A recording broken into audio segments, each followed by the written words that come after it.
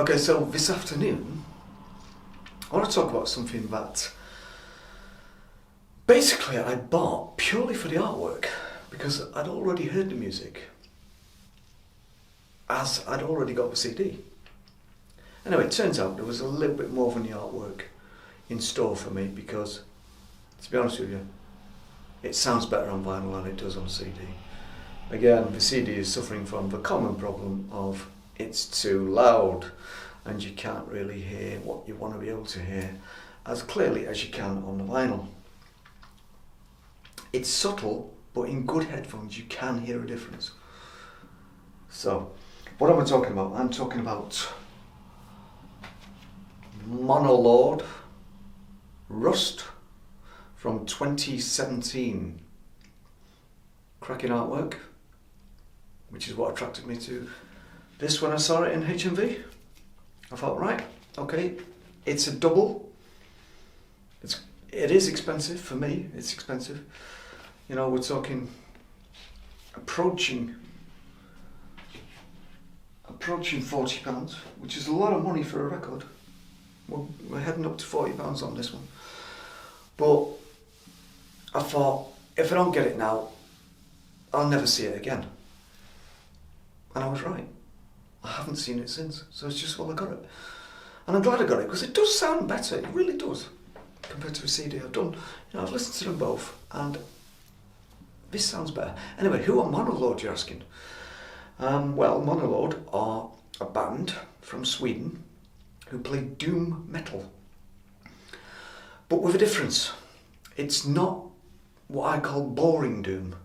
It doesn't just go on and on and on. They offer something a little different, although they do push the envelope quite a lot. But they seem to know when to stop pushing the envelope and when people's patience will run out, and then they change it up. And that's what I like about, in particular, this record. So, who exactly are Monolord? Well, they consist of 3 guys from Sweden. Now, you have the guitarist and vocalist. I'm going to mess these names up, but what can I do? Thomas Jaeger, drummer Espen Willems, and bassist Mika Haki. So I've probably just slaughtered their names, but you know, I'm English. Well, I'm from England, I'm not Swedish, so there you go.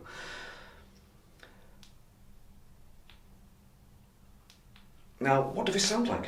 Well, they sound like a doom band, but with tons and tons of reverb and distortion on the vocals and on the guitars. The guitars are dripping in fuzz, which is no bad thing. Possibly the vocals could be a little bit higher because sometimes you can't really hear what he's saying, so you do have to read the lyrics on this one. You really do. What do we have on here? As I say, it came out in 2017.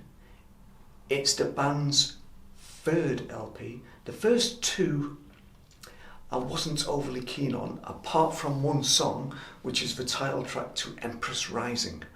That's a good song. They specialise in quite long, heavy, powerful numbers, obviously, but they also do shorter songs as well. Cracking band photograph there. The guys, I presume, in a Swedish forest. Well, it could actually be literally anywhere. So that's them. What songs we have on here? Well, we have Where Death Meets the Sea, which kicks it all off. Absolutely cracking, heavy, doomy song, as you would expect. Dear Lucifer, which I suppose is the closest to a commercial hook you have on the record. Rust, which is the title track, and to be honest with you, is my least favourite on the record. Wormland, which is an instrumental and features an appearance from a violinist, which really works. Really works. Forgotten Lands, which takes up all of side C, so it's a big long one, basically pretty much 15 minutes. And it finishes, I'm going to mess this pronunciation up again, it finishes on side D with At Nicaea, which again is a big long epic track that goes on for around about 14 minutes, something like that. So, is it actually any good? Well, yes it is. Reviewers said basically it's okay, but I think it's better than okay. I think for a doom band, this shows a progression, as I've said, a progression in interest for the listener from the first two records, which quite frankly are a little hard on the ear. And for me, who likes melody and a bit of a hook, they are a little bit difficult to listen to. So I think this marks a progression, and with the records that followed after this, you can see a steady progression in this Swedish band's career. So it's a good record, it's very good actually. If you haven't heard of Monolord, and not a lot of people have, obviously, because of the kind of music they do is so deliberately uncommercial, but not many people are going to have heard of them. But if you have, then you'll know what I'm talking about. If you haven't, you need to just give them a try. If you like powerful, heavy riffs, think early Black Sabbath, that kind of thing, with menacing, powerful, vicious drumming, but not, metal blasts or anything like that. Just powerful, aggressive, bang-on drumming. I don't know how else to pronounce it, how else to describe it, but it's there, and it sounds great. And that's Esben Willems, however you say his name, is a great drummer. Doesn't seem to be doing much when you watch him, but actually there's a lot going on. If you actually listen to the bass, you can hear the bass drum really well on this record, and there's a lot going on. Pretty sure he's only using a single pedal, but he's getting a lot out of it.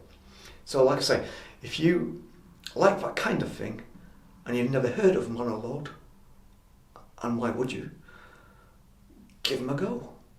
I think you'll be pleasantly surprised. You might even like the earlier stuff. In fact, you might prefer the earlier stuff, because a lot of these new bands that I discover on the Tube or Bandcamp, I tend to prefer the earlier stuff, but not in this case.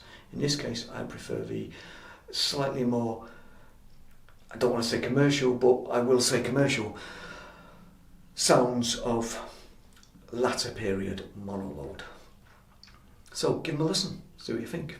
I think you might be pleasantly surprised, particularly with Rust from Monolord from 2017.